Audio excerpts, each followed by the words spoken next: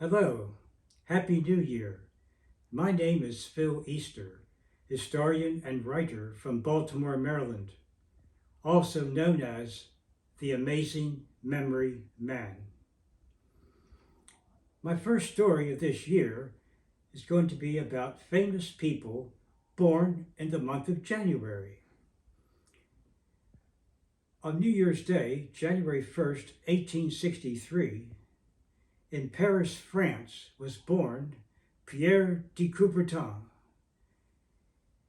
Years later, he would be the man who founded the modern Olympic Games, certainly one of the major forces of the 20th century and now the 21st century in sports, considered the greatest sports event in the world.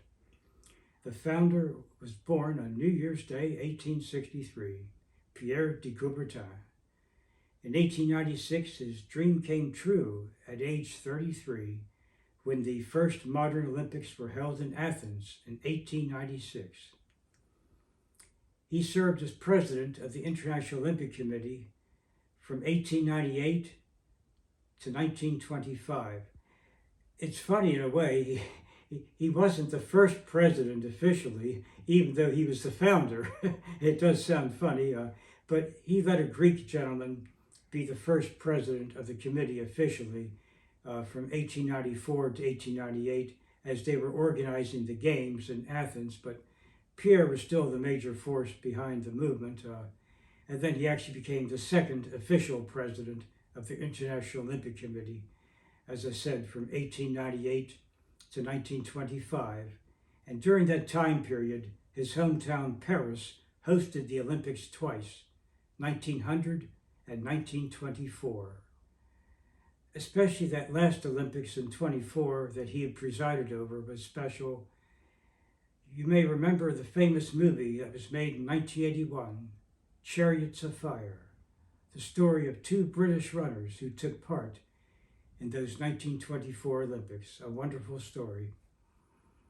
Pierre de Coubertin died in 1937. Well, we're recording this now on Sunday, January 8th, 2023.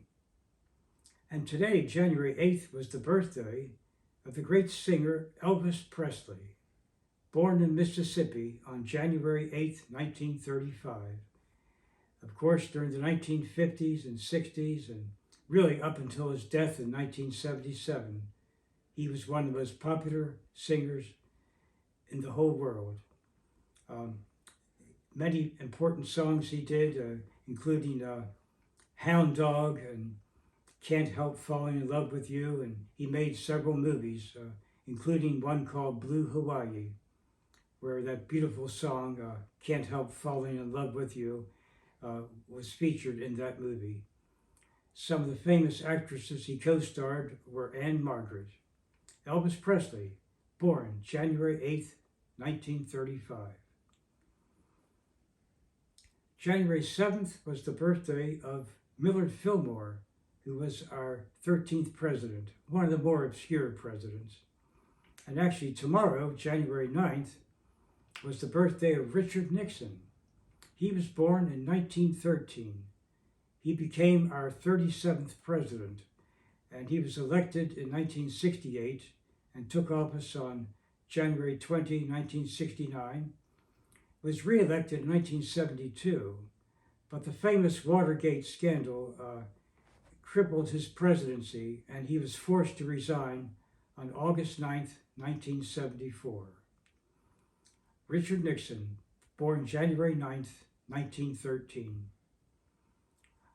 The famous civil rights leader, Dr. Martin Luther King Jr., he was born on January 15th, 1929.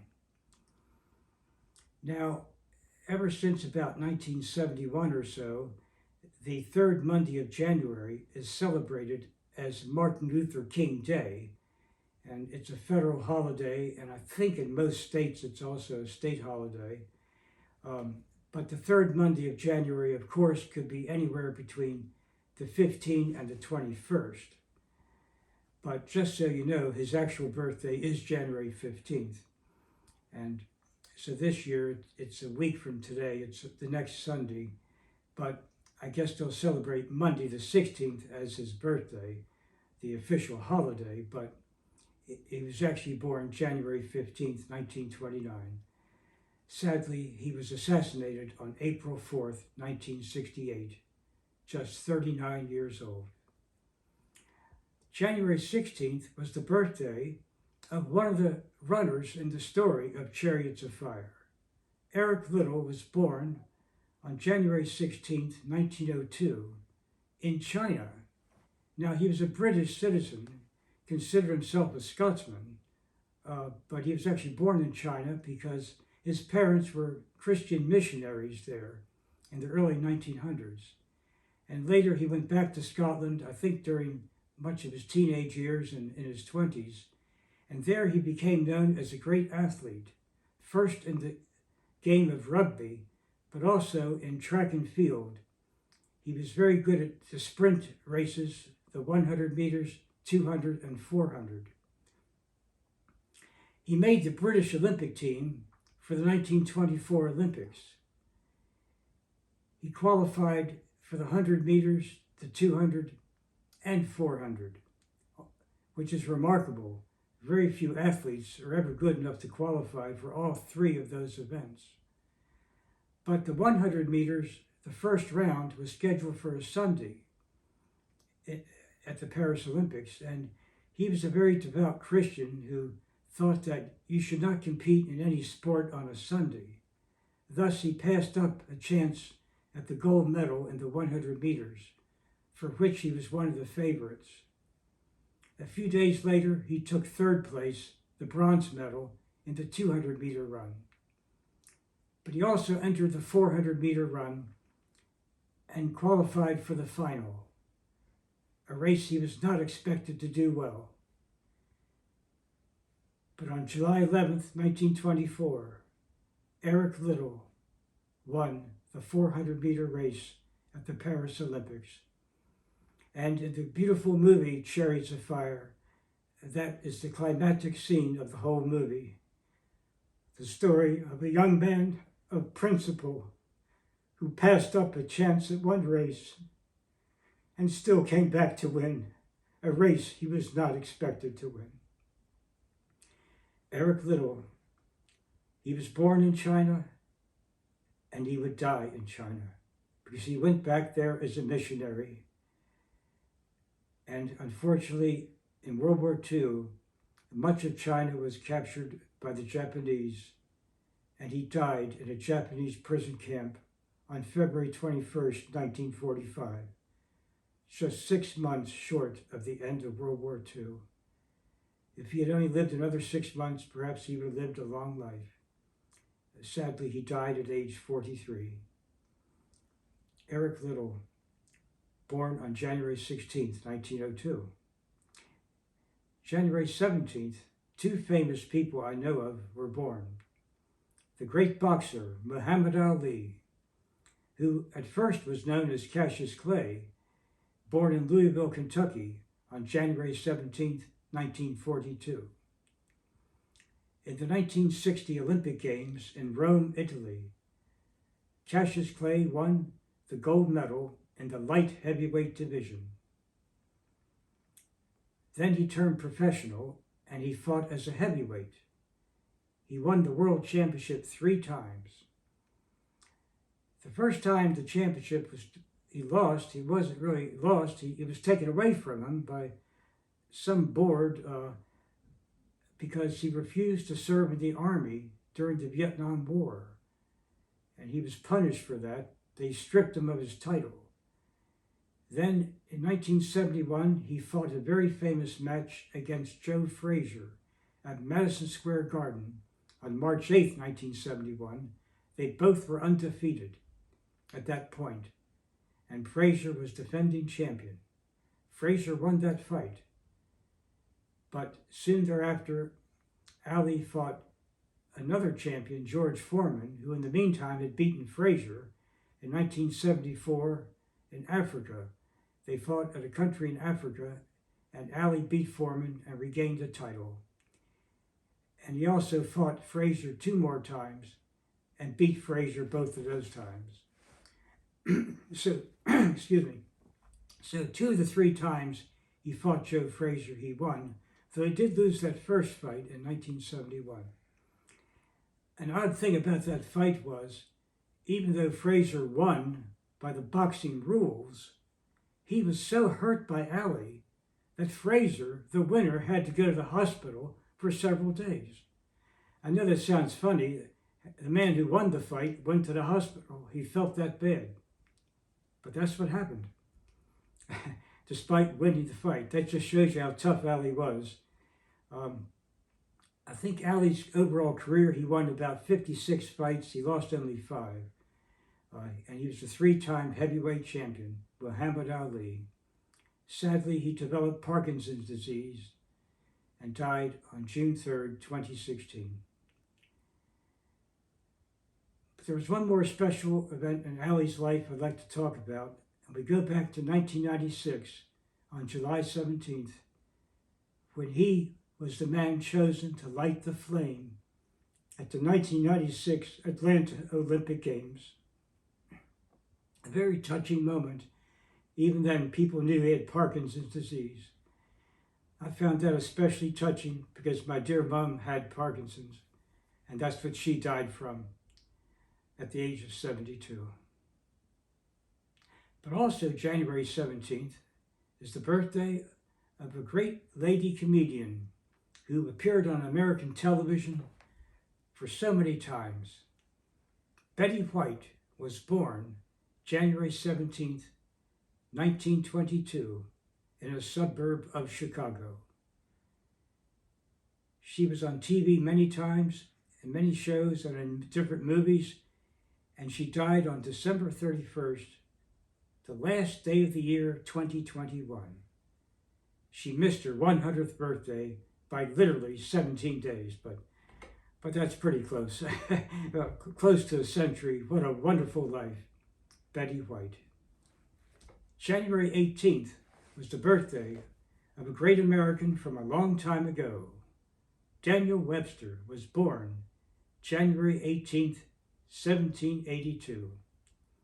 Born in Massachusetts, he was a great orator and later served in the U.S. Congress, both in the House of Representatives and the U.S. Senate. On a personal note, I will just mention here briefly that my dear mom was born on January 18th, 1915, in Altoona, Pennsylvania. And she and her mother came to Baltimore when my mom was just 4 years old, and so she lived here most of her life. But it's nice, I like to know she was born on the same day as Daniel Webster, a great American from a long time ago. January 19th, we have 2 famous birthdays in American history. Robert E. Lee, who of course served in the United States Army for many years, but then when the Civil War broke out, he waited to see how the state of Virginia would vote, whether to join the Confederacy or stay with the Union. If Virginia had voted to stay with the Union, Robert E. Lee would also have stayed with the Union. As a matter of fact, Lincoln was ready to offer him the #1 general of the whole Union Army. This may surprise many people who do not study history very well. They always think of Lee as the Confederate, which he then became, but it wasn't like he was one of those diehard Confederates, as some were. He wanted to see how Virginia would vote. He loved the state of Virginia so much. He did not want to take arms against her. So, again, had Virginia remained loyal to the Union, as some historians said, the war might have been over in 4 months instead of 4 years, because Lee was such an outstanding general, and also most of the top officers of the Confederate Army were from Virginia, that state in particular. Even though there were 11 Confederate states, a majority of the best officers were from Virginia. But Virginia went to the Confederacy, and so the terrible war lasted 4 years. Lee was a great commander in the early part of the war. However, at the Great Battle of Gettysburg, he met his match in General George Meade, the Union general who defeated Lee at Gettysburg in that terrible 3-day battle of July 1st, 2nd, and 3rd, 1863. Lee was then made the top general of the whole Confederate Army in January of 1865. He had already been commander of what was called the Army of Northern Virginia. He was one of the highest officers, but not really the top general until January of 65, but by then the war was just about over. On April 9th, 1865, General Lee surrendered to General Grant at Appomattox Courthouse, Virginia. And the terrible war ended. Robert E. Lee then became the president of a college in Virginia, a small college at that time called Washington College. When he died in 1870, he was president of that college, and then they shortly renamed it Washington and Lee, as it's known today. But also on January 19th, in 1809, in Boston, Massachusetts, was born the great writer Edgar Allan Poe, the great mystery writer of the 1800s. He lived in Virginia much of his life, but the last few years of his life he moved to Baltimore, and he died here in Baltimore in October of 1849, just 40 years old. Edgar Allan Poe, one of the great mystery writers of the 19th century.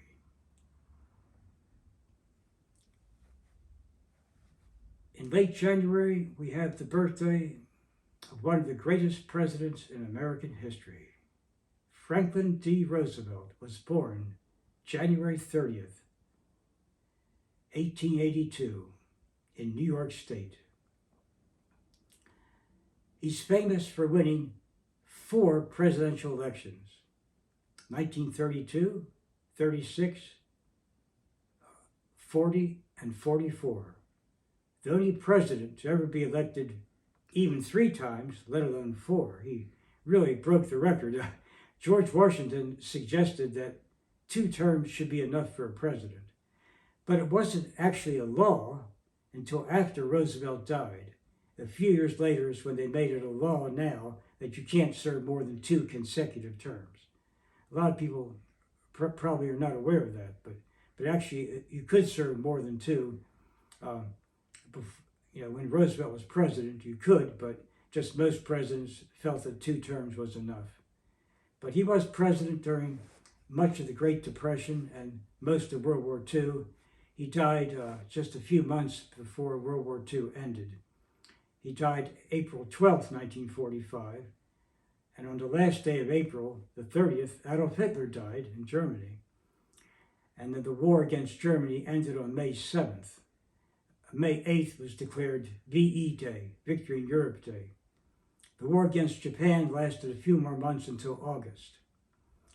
And the fighting stopped on August 14th. August 15th was declared VJ Day. And you can see many old photographs in certain magazines like Life.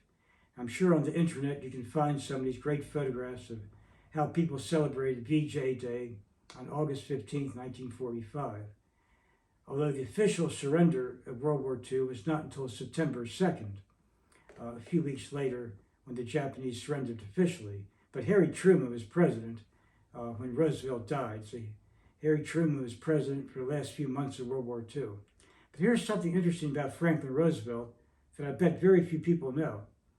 As I said, he's well known for winning 4 presidential elections. But here's a question you could ask. Did Franklin Roosevelt ever lose a presidential election? Well, believe it or not, technically, the answer is yes. And that's because 12 years before he won his first election as president, in 1920, he was selected on the Democratic ticket for the vice presidential spot. A man named Cox was running for president, and FDR was selected to be vice president. They ran against Harding and Coolidge, the Republicans, and Harding and Coolidge won the election. But even if you're running for vice president, that's still part of a presidential election. So strictly speaking, Franklin Roosevelt was in a presidential election 5 times in his life. losing that time when he ran for vice president, but winning all 4 times while running for the top spot, president. How about that? I find that very interesting, and I bet many people do not know that. I just thought I'd share that with you all today.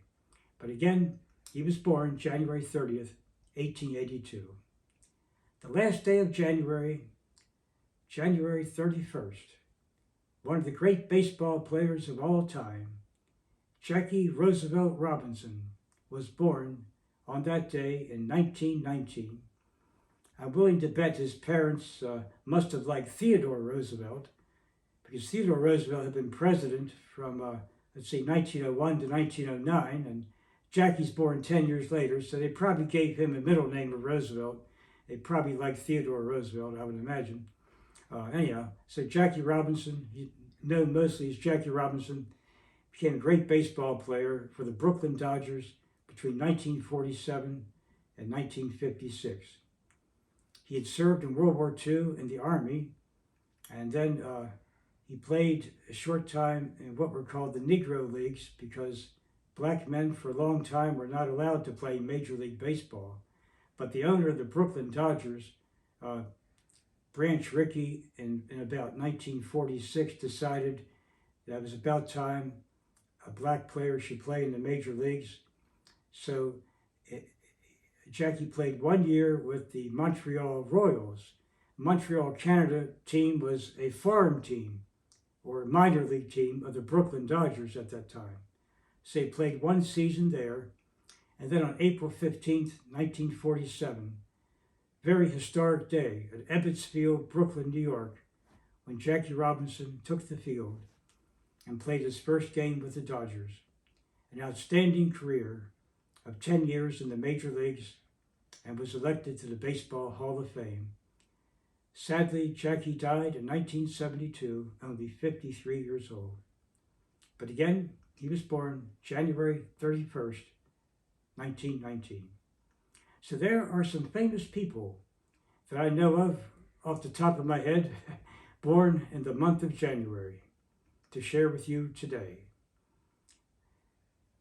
As the great television newsman Edward R. Murrow said back in the 1950s, when he finished his TV broadcast each night, good night and good luck.